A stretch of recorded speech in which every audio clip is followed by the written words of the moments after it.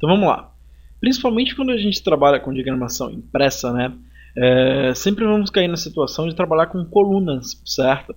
Um exemplo bem típico disso é o jornal, né? Onde a gente tem um certo punhado de texto que é todo distribuído em colunas, né? De uma forma proporcional. Você criar isso manualmente, vamos dizer assim, com certeza você vai sentir uma dificuldade muito grande. E até o porquê de eu estar falando isso é devido a muita gente até perguntar, pô, tudo que o InDesign faz eu consigo fazer em outros softwares como Illustrator, Photoshop, Core e por aí vai. E realmente eu não discordo isso de ninguém, eu até falo, não, realmente, você consegue fazer basicamente tudo, né? Não quase tudo, vamos dizer assim, mas boa parte das atividades que você desenvolve com o InDesign você consegue desenvolver em outros programas. Mas o que acontece é que o InDesign ele traz para a gente uma facilidade em relação a essas atividades, né? Ele é um facilitador. Entre várias dessas facilidades que vocês vão perceber, uma delas é já fazer a criação do documento com colunas, onde por padrão o InDesign ele cria o documento com uma única coluna, e essa coluna ela depende completamente dessa propriedade chamada de Guilder. O que seria essa propriedade? O que acontece? A partir do momento que eu crio as colunas, vamos por exemplo, vem aqui vou pôr umas 3 colunas para a gente e dê um OK. No momento que você faz isso, você percebe que as 3 colunas foram criadas, isso dentro da área da margem, é interessante vocês perceberem isso. E aí entre essas colunas é orientado esse espaço, logo aqui, né, a partir do término de cada uma delas. Esse espaço é o Guilder, que é a distância, né, que vai ser assumida entre cada coluna. O que ajuda muito você ter um controle, né, da forma que vai funcionar. Uma coisa que é interessante também vocês perceberem que essas configurações aqui no menu File, né, se eu vim aqui no menu File, Documents Tab, ele mostra pra gente aqui, né, a questão da largura e altura, mas essas configurações em relação à coluna, elas não são expostas nem editadas após o documento estar criado. Então é legal vocês perceberem, já terem uma noção em relação a isso. E além da coluna, que é algo muito simples de se entender, vou até criar outro documento aqui pra gente, nós temos duas propriedades que acontecem, que é o Bleed Slug, que ficam aqui ó, logo embaixo, né, aqui pra gente. Para os usuários que estão com macOS, ela aparece também da mesma forma, ou com o botão de mais opções, até para a galera que está trabalhando com versões mais anteriores, mais antigas, né, vamos dizer assim. E aí no caso, o Bleed Slug também são áreas de marcação muito semelhantes à margem. O que acontece?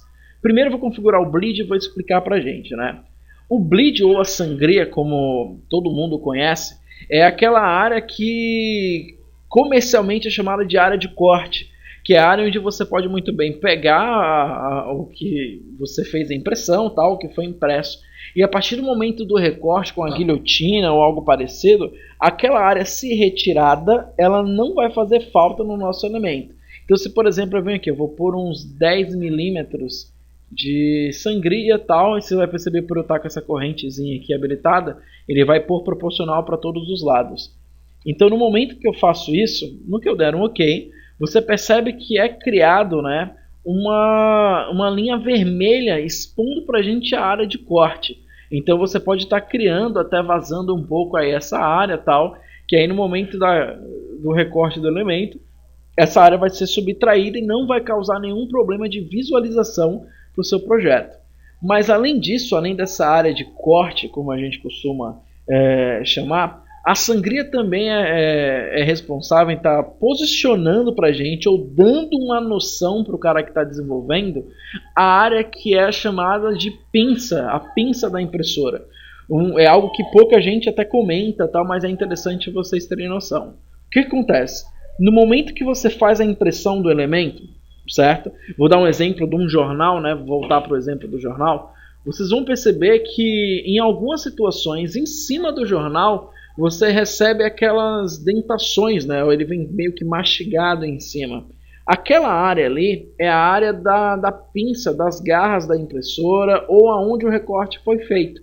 E nessa área ali, que tem mais ou menos uns 3 milímetros, vamos dizer assim, você configura o que seria a sangria também. Porque o cara vai recortar tal, e aquela área, por mais que seja danificada, por exemplo, ela não vai influenciar no nosso elemento, tá? completamente da margem, completamente diferente da margem, tá? Que é uma margem interna, é uma área visual do meu trabalho.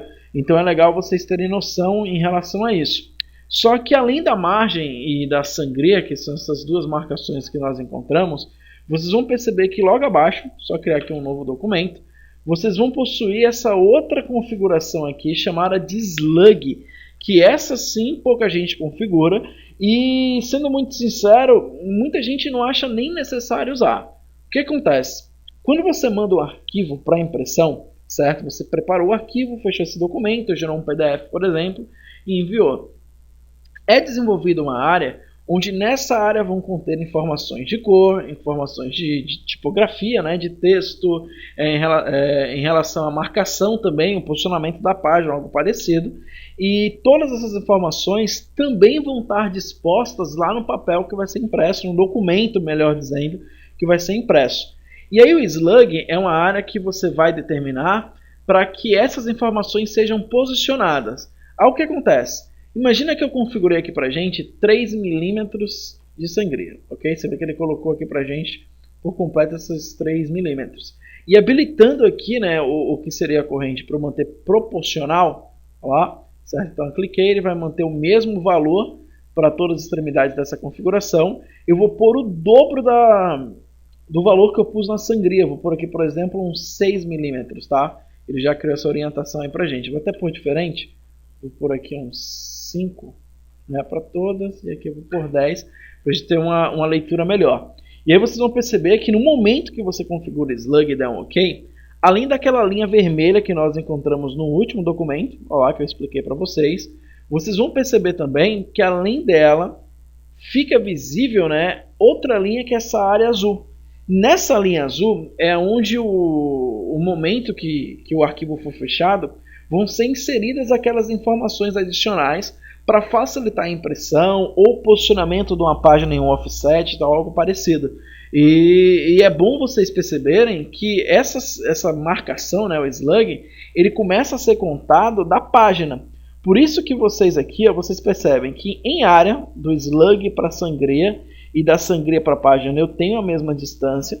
Mas no momento que eu configurei, eu coloquei valores dobrados, né? Eu coloquei 5 de sangria, que é esse espaço, e dobrei o slug para que ela tenha a mesma distância ou a mesma área de atuação do que a sangria. Então isso aí já facilita um pouco o entendimento de vocês, ok? Então, tá aí esse controle, essa ideia de como vai funcionar, tá? E aí na próxima aula eu já começo a trabalhar gerando elementos para vocês, ok? Então, até a próxima.